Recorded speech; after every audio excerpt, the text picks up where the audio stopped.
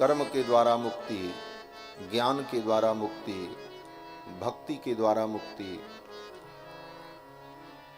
किसी तीर्थ में जाकर के व्यक्ति प्राणों का त्याग कर दे तो उसे भी मुक्ति, गंगा के दर्शन से मुक्ति, गंगे तव दर्शनात् मुक्ति ही। गले में तुलसी की माला हो और प्राणांत हो जाए उसे भी मुक्ति। शालग्राम भगवान का स्नान करा के जो प्रतिदिन चरणामृत पीता है उसे भी मुक्ति। विष्णोः पादोदकम पीत्वा पुनर्जन्म न विद्यते, ये सब महात्म शास्त्रों में भरा पड़ा है। गुणाक्षर न्याय से मुक्ति। ये गुणाक्षर न्याय क्या है? बोले अकस्मात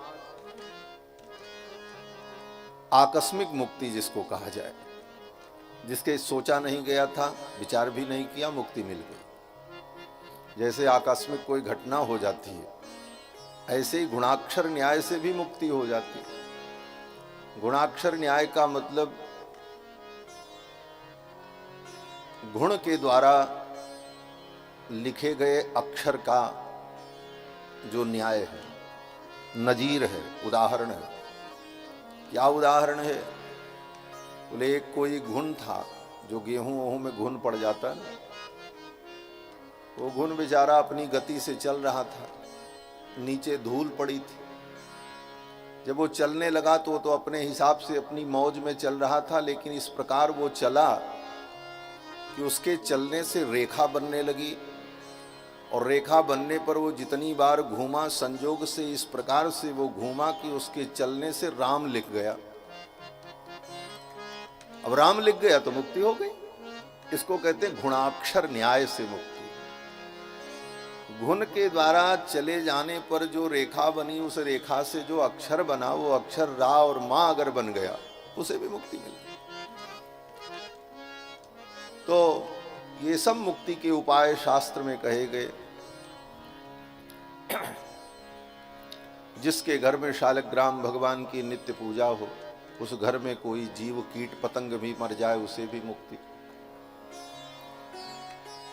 कोई भगवान का महान भक्त, परम भक्त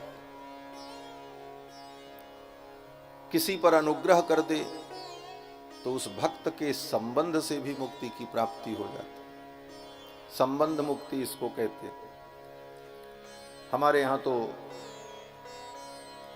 श्री रामानुज संप्रदाय में परमाचार्य भगवान श्री रामानुजाचार्य के संबंध से ही हम लोग मुक्ति को स्वीकार करते हैं। यही सिद्धांत है हमारा। हमारे यहां श्री रामानुज संप्रदाय में कर्म से मुक्ति मिलेगी, ज्ञान से मुक्ति मिलेगी, भक्ति से मुक्ति मिलेगी।